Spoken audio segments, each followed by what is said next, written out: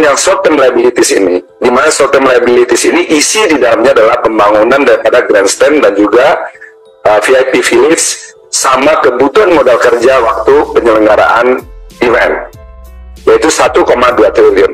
Karena itu penyelesaian ini harus dengan equity, yang menyebabkan kerugian Mandalika itu semakin setiap tahun itu akan semakin besar, karena ada mismatch, tidak hanya rugi tetapi juga secara cash flow dia menjadi negatif.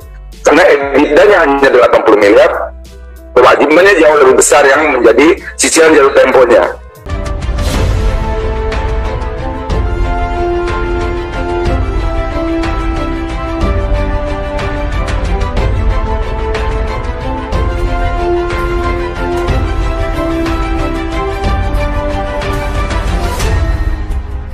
Tonton video ini sampai selesai agar Anda tidak gagal paham.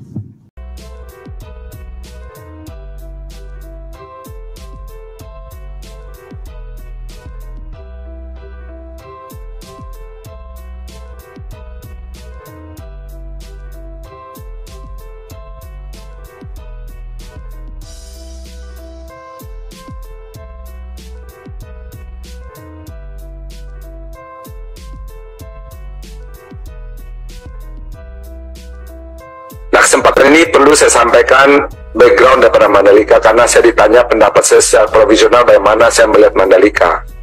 Yang pertama yang perlu saya sampaikan bahwa kami sebetulnya adalah menyelesaikan problematika yang ditinggalkan Pak Ketua. Jadi kalau saya ditanya, saya juga kalau uangnya hari ini 1 triliun saya minta untuk pengembangan, saya pasti tidak akan minta. Tetapi 1 triliun ini adalah menyelesaikan hutang yang ditinggalkan oleh sebelum kami mengambil alih Mandalika. Jadi ini adalah penyelesaian hutang yang 1 triliun.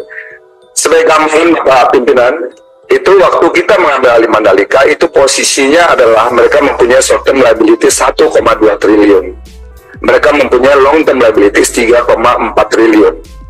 Dengan sumber repayment capacity hanya dari Nusa Dua.